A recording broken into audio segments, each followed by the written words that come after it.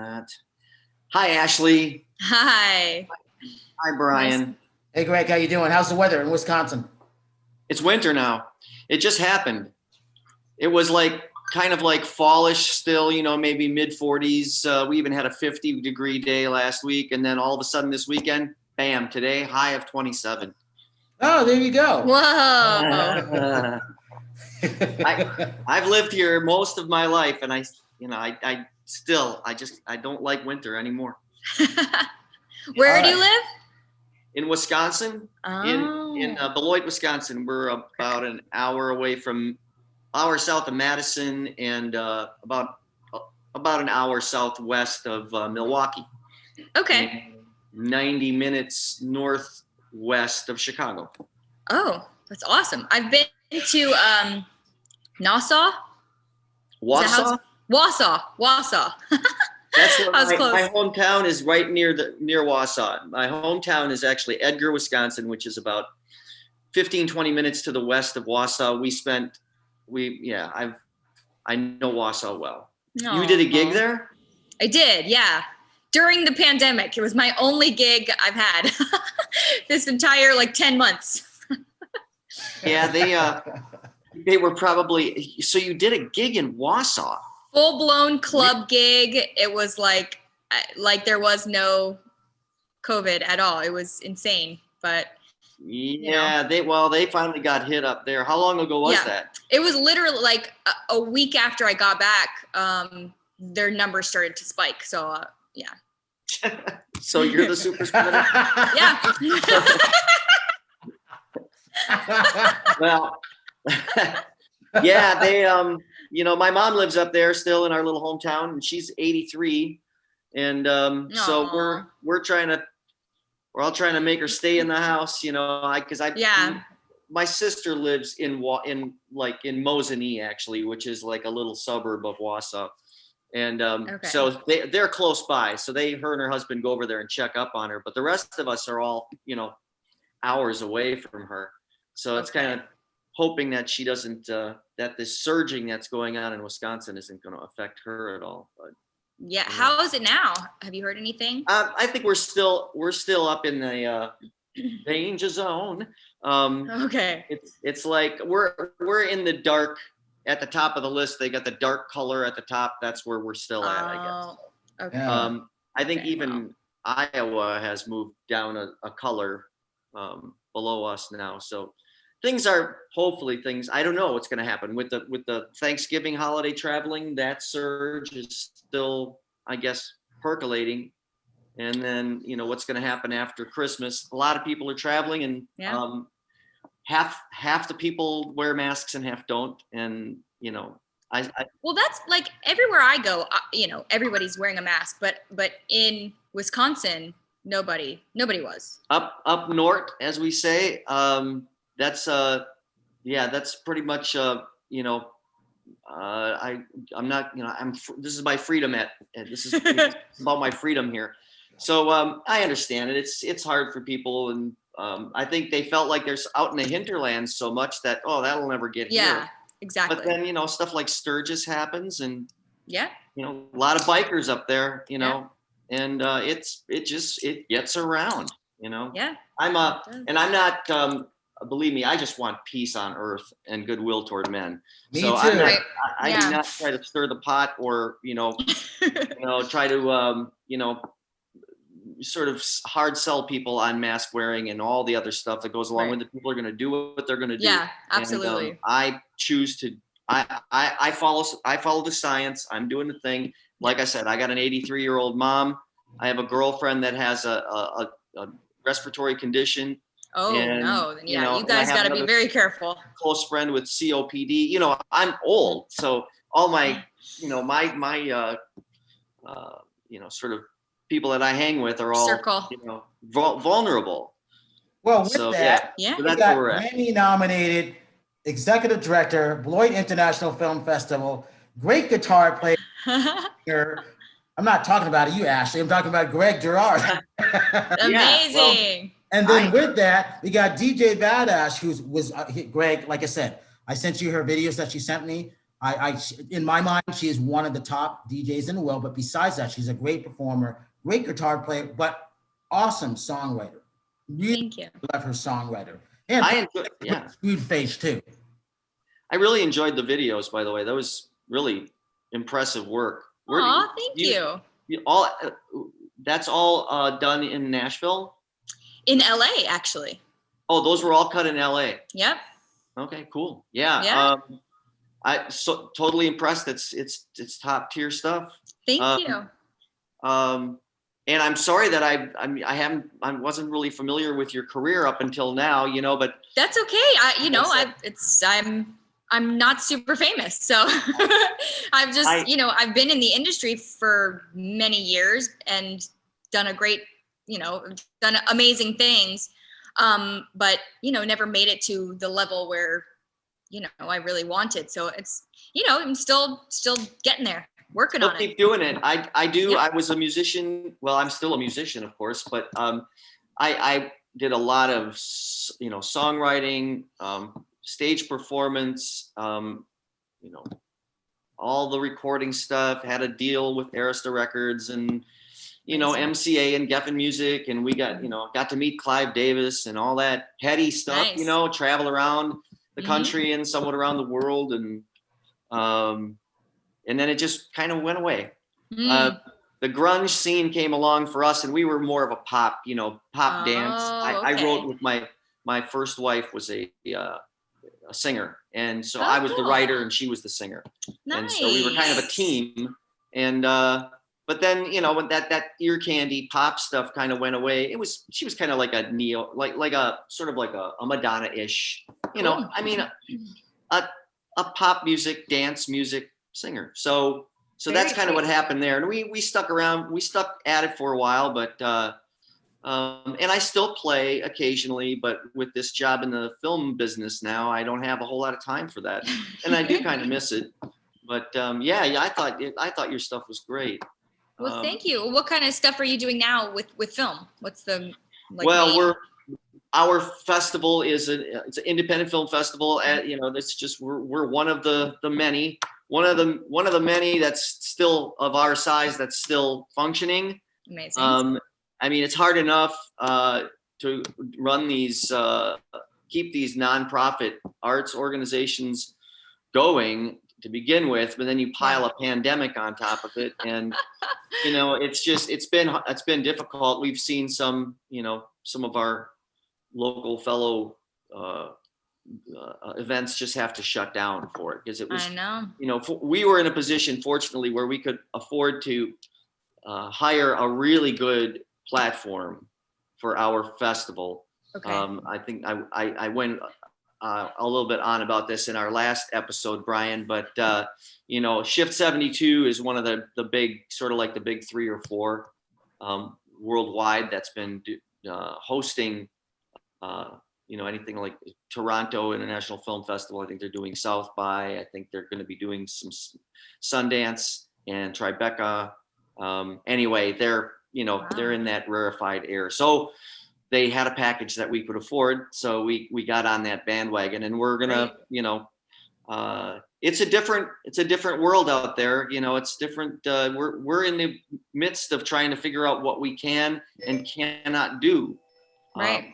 And how much, how hard should we try to recreate everything, in the. Yeah. If it's going to just come back in, 6 months. Yeah. So what we're doing is we're going to have all of our content online. It's going to be a video on demand thing. We figured that having a scheduled festival would be, I don't know if have you visited any of the online, Mm-hmm. I mean, getting started, it can be a little bit of a tech, Mm-hmm. issue. And especially for our festival being that we've got a lot of golden agers that are a big part of our, demographic. And even when I first started messing around with some of these platforms, it takes, it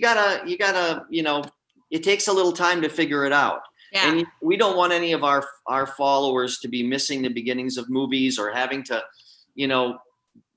panic or, any discomfort. We want to give them all the time they need to figure it out. And then they can call us if they have problems, and we'll be able to have time to figure it out. And so we're not going to be on a regular schedule, but we will have Q&As that will be advertised for all the films that we're going to do. We're still, once again, working on that concept. Do we do individuals? Do we do several films at a time? And Greg, I'm going to interrupt you real quick. So Ash, the Beloit International Film Festival is called the mini Sundance of the Midwest. It's amazing, great film festival. It's always set perfect timing in February. It's the weekend before Oscars and then concludes Oscar weekend. And I actually gave up an Oscar gifting suite to stay there to see what it was like. And at the same time, I was missing what was going on in LA, but they have so many great films that are showcased there. And a lot of the films are really award winners. They pick better films from Chicago around the world than we were getting in Hollywood. And I'm amazed by that. But what I really liked, Victoria, who you met, who we were about, Victoria is part of our brand from that. So when I was running Hollywood, Greg was there with us, and we were finding really good films. So with also Greg, with what Ash has done, a lot of her songs have been in snippets of films or film, and I think is great. So with the filmmakers, that's why I thought it was a great connection, because I want to bring her with us when we do go there. It's there, and then obviously in Tennessee to a different platform on what we're doing, showcasing both the film festival and DJBadash for what she does in a different way. That's why I like her.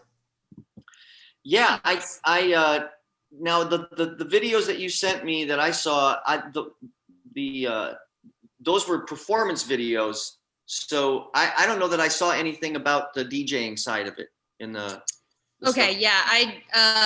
I think Brian, I just sent you my 2 like music videos. But yeah, I mean, DJing is, I guess, my separate. They're 2 different things. DJBadash is the DJ, the party starter, music curator, and then Ashley Willis is the singer songwriter, all genres, and I write a lot for TV and film, and as my own artist, just trying to get out there, one song at a time. We can always make music, I can write music until I'm in the ground.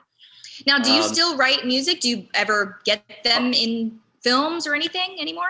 A little bit now. I mean, my catalog isn't incredibly deep, but still, it's I've gotten some placements here and there, and I've been dabbling with a client the last several months, working on it's just music to accompany a little ad she's doing for some cool. What is it? Like fragrances. She has a fragrance line that she does. And so, I haven't been doing a lot of songwriting, but it's nice to just go back and, get out open up the software program and start noodling around. And it's really, hours just disappear. I know. I miss those days of just getting up in the morning and going into the studio and just spending the whole day there just creating something. It is really satisfying, and it's really cathartic and all that. And so it was nice to actually do that again for a while. Yeah. And it was all mainly instrumental stuff, but sort of ethereal sort of type things. Nice. But yeah, I'd be happy if I could just go and go to a little shack out in the backyard and just stay there all day and make music and write. But unfortunately, I've got 2 kids and I got this job. Gotta make money. To make money. And I'm, I'm sure it's fun for you to go out and do your DJ gigs and bang the gear in and out of the truck or whatever. And maybe you got a crew that has you all set up before you get there, but the gear isn't my favorite part. Loading it in and out, I hate that part. Yeah, it's the worst. It's the worst part, and especially the loadout. I mean, God, but that's the way it goes. And I'm not wild about doing all that anymore. you know, yeah, the gear toting and driving from here to there. It's but you never know. It could happen again. Yeah. Well, Greg, one of the things I want, you know, so Ash, I Victoria sang with you, Greg, right? When you performed Hollywood Film Festival, is that right? If I remember correctly? Is the what? Did Victoria sing while you were on guitar at Hollywood Film Festival? Was that right? Oh, at the Hollywood Film. Yeah, one of those things that we did, those little promotional things that we did, and she sang. She had a guy there that sang with her. Oh yeah. And then Brad gave me that what was that? That was a trash heap guitar. It was made from, you know, it was those, I don't know, it was in South America or someplace that they were building instruments out of landfill. Right.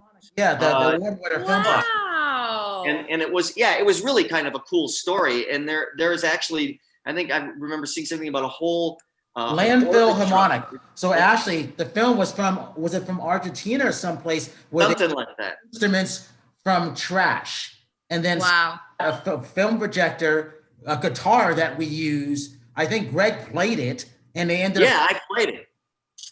I did. I sang I forget what song I sang, but it was you know, I mean, you get the idea. It wasn't a Martin or anything like that, you know?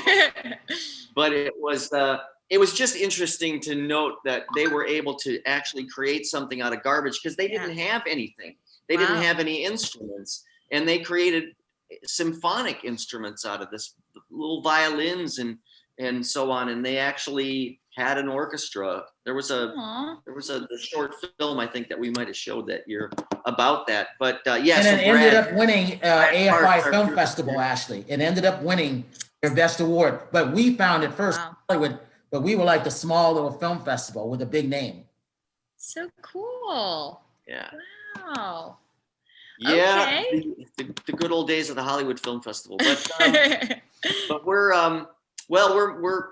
we got our hands in all kinds of stuff back here in the Midwest, and I've got some real some new things that are happening for us.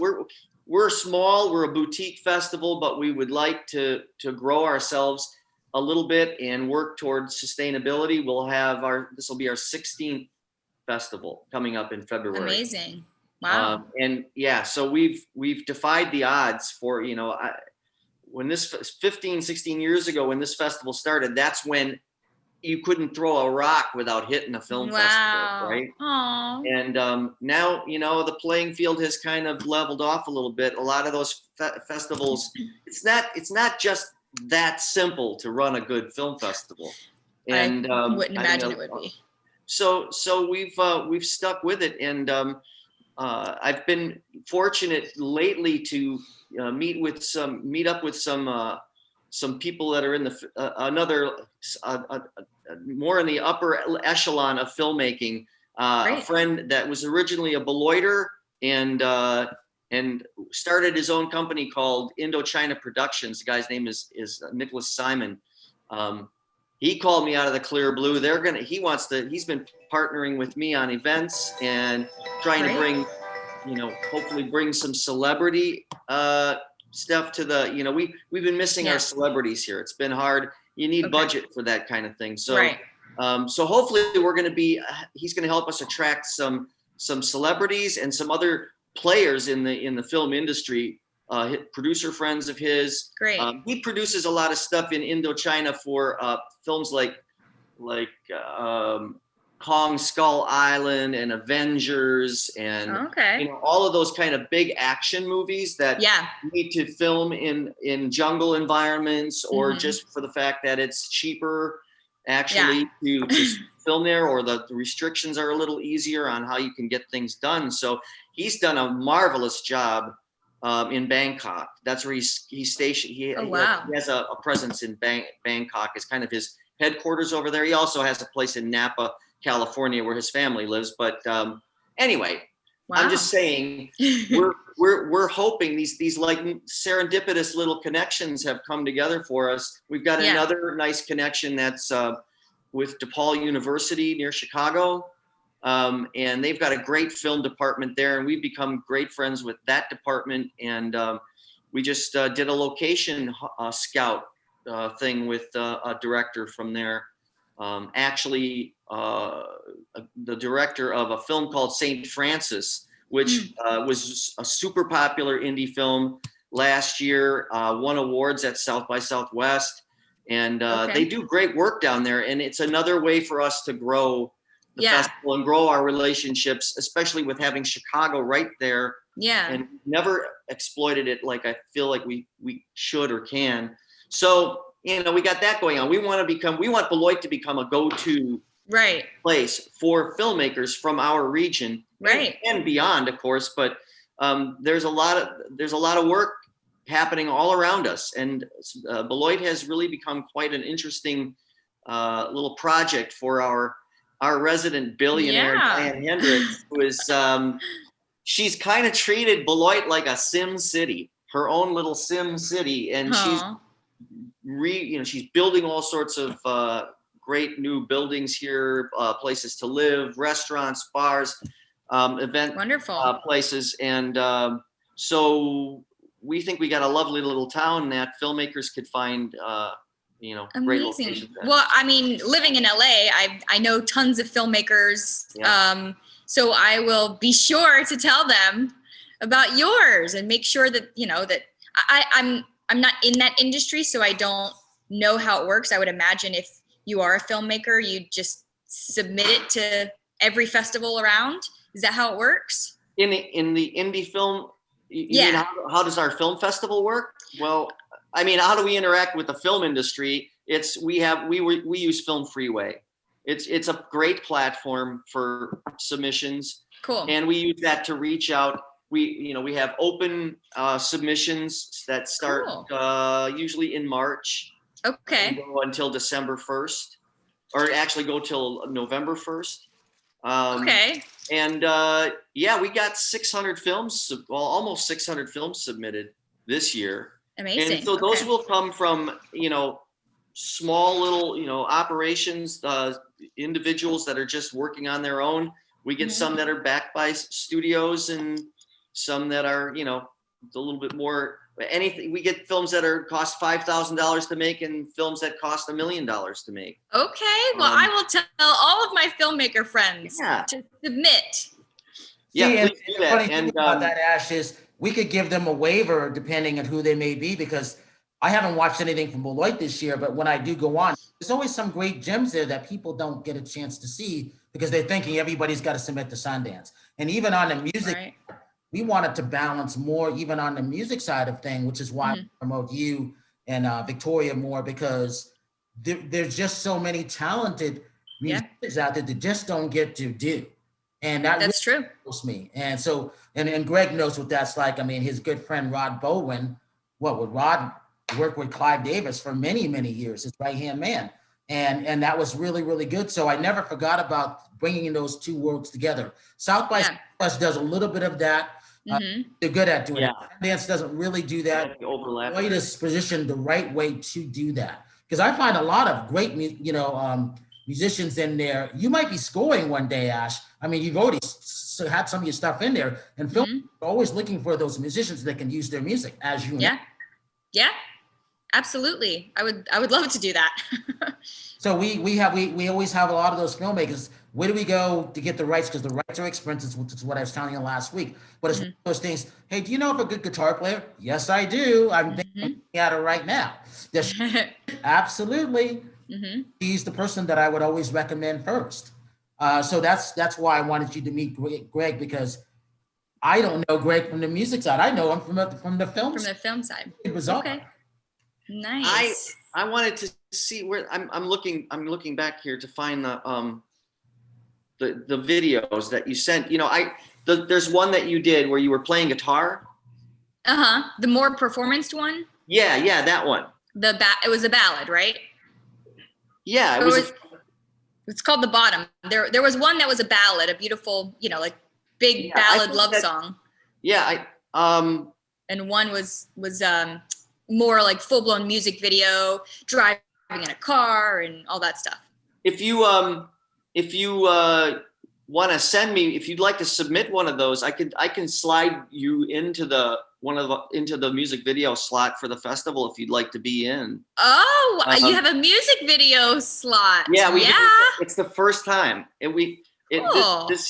A Canadian filmmaker friend of ours said, you guys really need to do a music video, because he does a lot of music. It's a great idea. Yeah. Music video category. And we just we've always kind of shied away from it, but I thought, what the hell, we'll do it. And we could definitely use some submissions of your caliber. So yeah, absolutely. If you'd like to pick one of those out, and I'd be happy to throw it into the slot. Yeah, I'll make sure that I'll send you Brian. Do I have her email info, or give her my email info, and I'll send you a. Give her yours, and I'll have her send it to you. Okay. Okay. Yes, I would love to do that. So the video that is the more up-tempo one, You Only Want Me When You're Wasted, is that one. Yeah. The full-blown music video. Do you know who Billy Zabka is? I know William Zabka. I didn't know he directed that.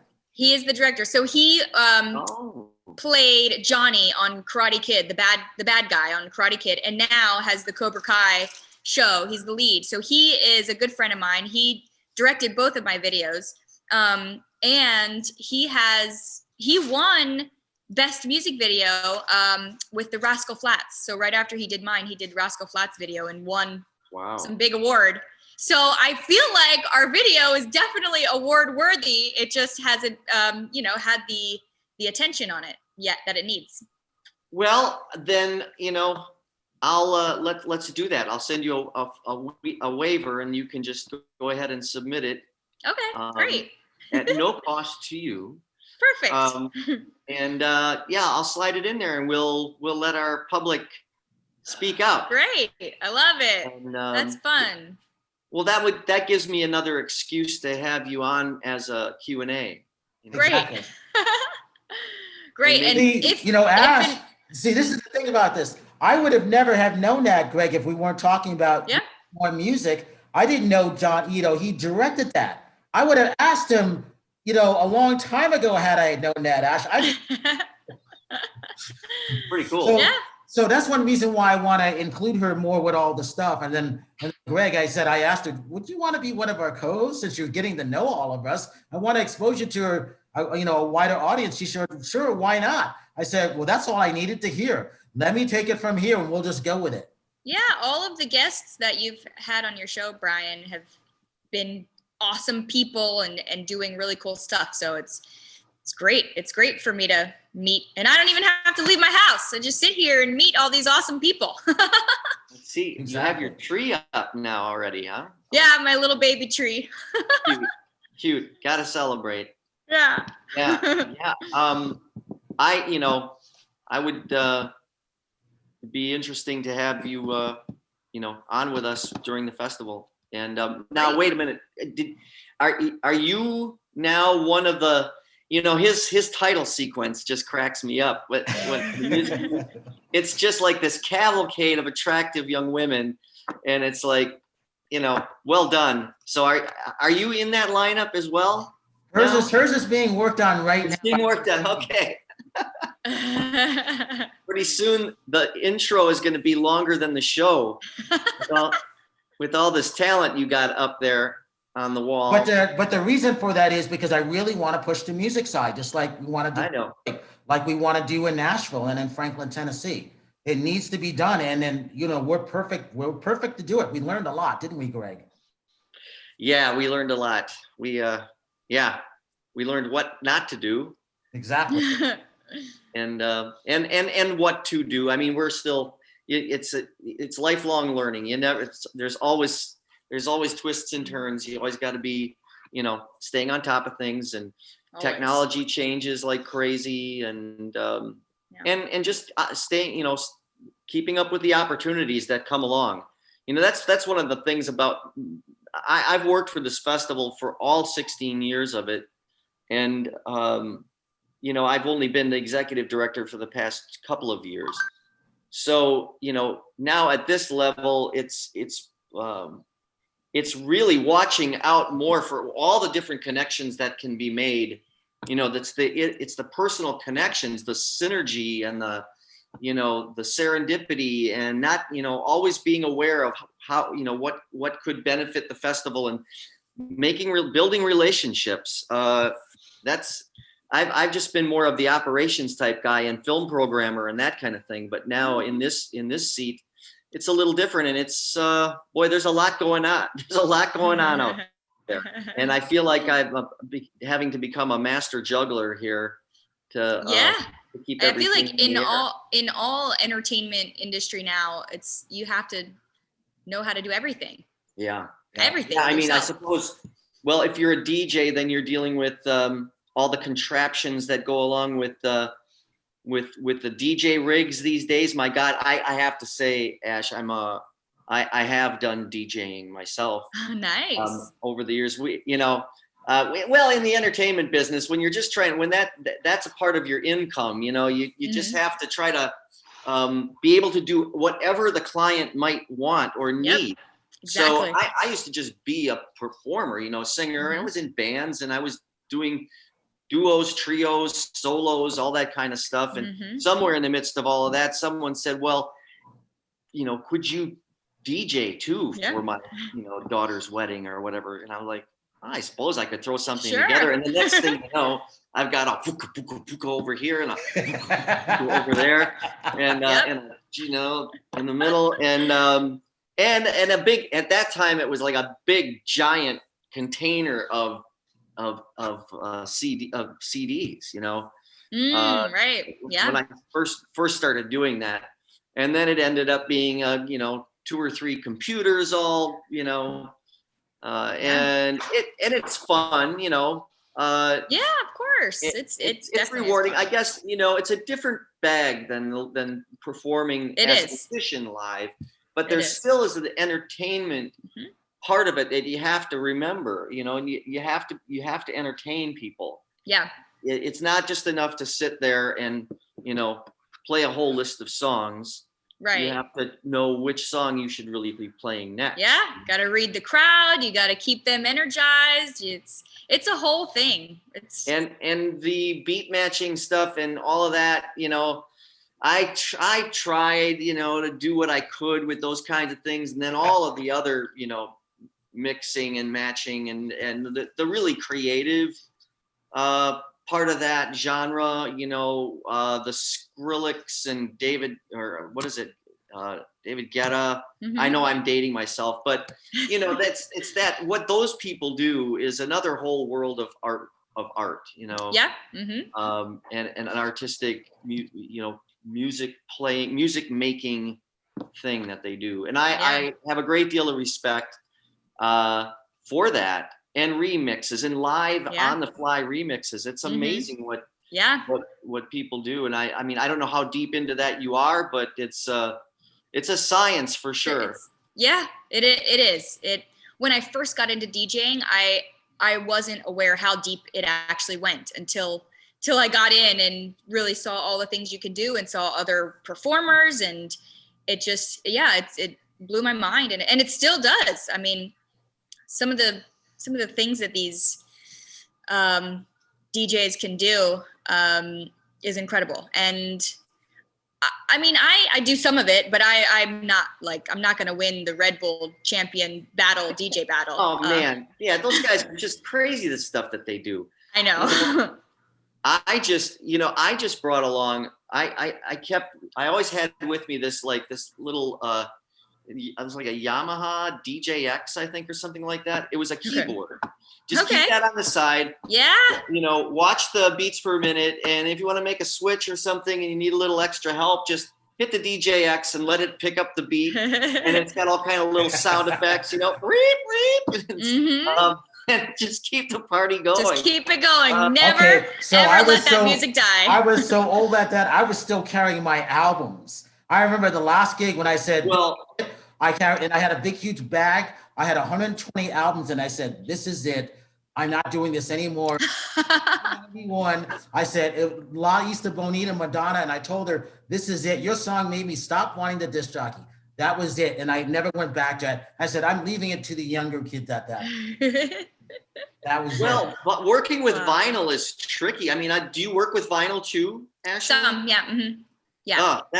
I mean, I remember back when I was in college and I was working at a disco bar as a bartender to make money. Cool. And I remember those guys back in the day, you know, when that's all you had was vinyl. Yeah. And these guys would put tape markings and stuff on right on the vinyl and have be able to just pick out the exact spot they needed to be so that they could change the beats and make it smooth from one song to the other, or turn songs like "Let Me Ring My Bell," just make it. Instead of making it an insipid 5 minutes long, they made it an insipid 10 minutes long.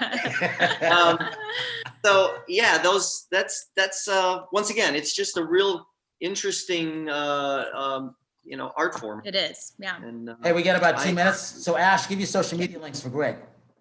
DJBadash, all across the board. You can find me DJBadash, or Ashley Willis, but I get DJBadash is probably the easiest. And website, Instagram, Facebook. I'll hunt you down. Well, it was just nice. I had a chance to just sit back and run through those 3 videos, and I was really, really impressed. Thank you.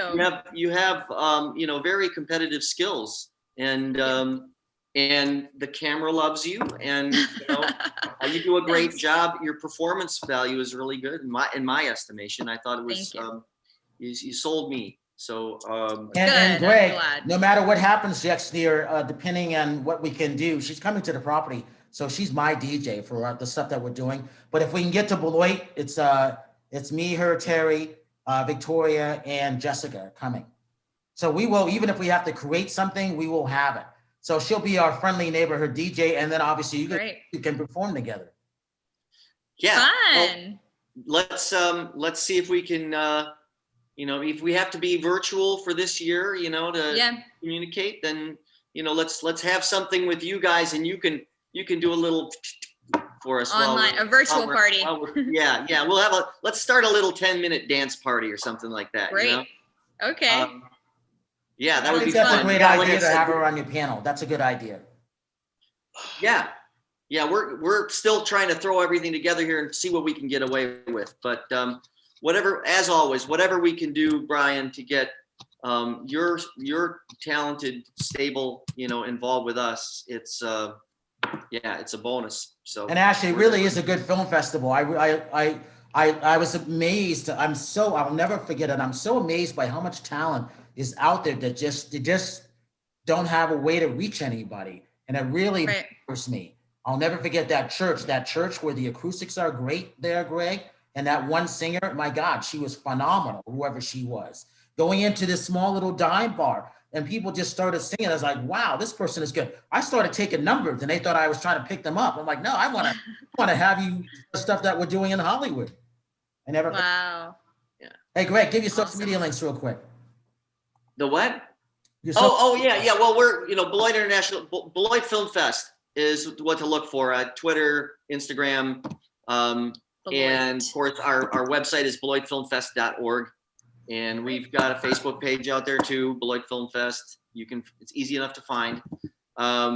We're just in the trenches here, getting ready.